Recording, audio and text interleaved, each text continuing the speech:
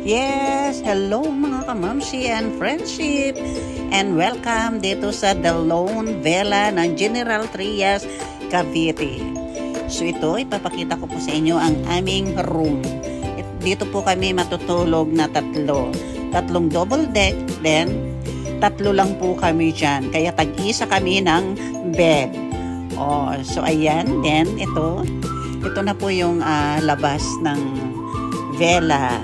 Napakalawak niyan mga kamamsi, pero kaming anim lang ang natulog dito sa kabilang side na to. Ayan, di ba? So bago ako maliligo, ipapasyal ko muna kayo dito mga kamamsi sa villa. So ayan, ang natulog po dun sa taas ay yung aking tatlong pamangkin. Then kami, tatlo lang din kami dito sa baba. So napakaluwag, kaming anim lang po yung natulog dito. Yung iba doon sa kabilang side ng villa. So ipapakita ko sa inyo later yung kabilang side. So ayan, may kitchen din dito, may ref, may microwave. Kompleto din po sila dyan.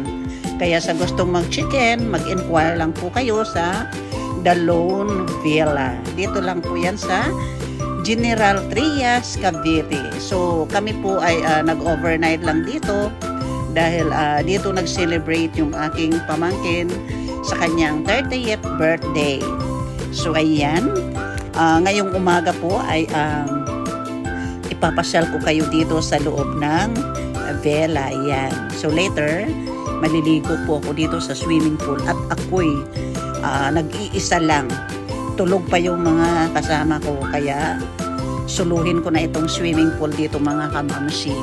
So ipapasyal ko muna kayo at ipapakita yung kanilang villa.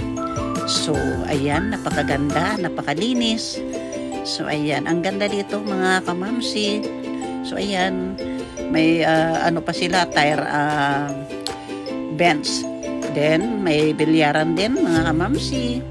Sa marunong mag-billiard, then may half court, tennis court. So ayan, medyo basa yung floor kasi umulan. So ayan, di ba? Solo ko yung swimming pool mga kamamsi. Then may dart. So ito na, bago ako mag-swimming, maglaro muna ako dito ng dart mga kamamsi. At ako'y maglilibang muna habang medyo umaambon. So mamaya pa po ako maliligo. Di ba? Malapit na mag-bullseye. Ayan bullseye na mga ba? Di ba? So ayan. Maglalaro muna si kamamsi ng dart habang tulog pa yung aking mga kasama. So ito na. Dito naman po tayo sa kabilang side. Yan. Bago po ako pumasok sa kabilang side ng villa, nakita ko na po itong bagong laruan ng pamangkin ko. Di ba? Napakaganda. Dadagundong po yan sa highway kapag tinakbo na ng pamangkin ko. So, ito po, dito po ginanap yung party. So, ngayong umaga, wala na po yung mga table and chairs dahil niligpit na po nila. Kaya ngayong umaga na lang po ako nakapag-video dahil wala na po akong time kagabi, dahil gabi na po kami nakarating dahil maulan. So ipapakita ko na lang po sa inyo yung kabuuan ng The Lone Villa.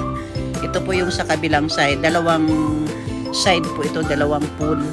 So ito po yung mga pambata. So ayan, mababaw lang po yan. Pwede din po yan yung pang-adult. Then ito, meron din po sila music room. So yan, papakita ko sa inyo yung music room, kung anong kaganapan na ginawa nila dito kagabi. So ayan, may mga natira pa. Yan. Di ba? Habang may may time.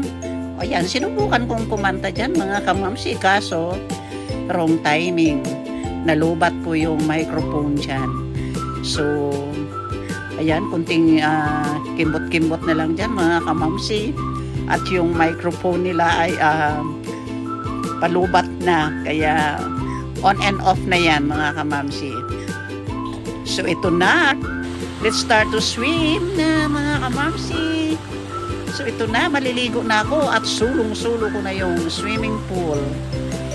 Hindi naman malamig yung tubig dyan mga kamamsi. Medyo warm. Pero umulan siya ng konti bago po ako nag-swimming. Pero hindi naman malamig yung tubig. Medyo warm lang ng konti. So ayan, nag-enjoy ako mga kamamsi sa aking swimming. Kasi solo ko. Yung mga pamangkin ko, yung mga apo ko, doon sila nag-swimming sa kabila.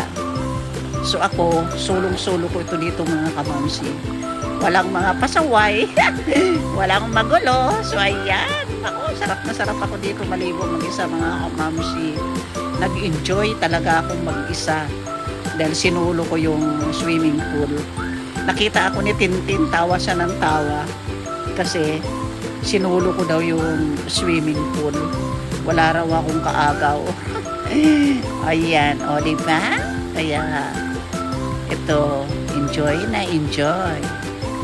Ayan yung sinasabi ko na enjoy life. O diba? Ang sarap maligo tsaka mag-swim mga mamsi. Yun nga lang, hindi ako marunong mag-float. Kaya hindi ako nakapag-floating. So ayan na, tatawid na tayo dito sa kabila. Kahit langoy palaka, at least nakapaglangoy. O diba? Saan pa kayo? At ako'y nag-enjoy. Kahit ako'y nag-iisa lang dyan sa swimming pool. Sabi ng anak ko, para daw kuno akong sundalo. Ready na daw ako. So ayan, hanggang dito na lamang mga kamumsi and friendship.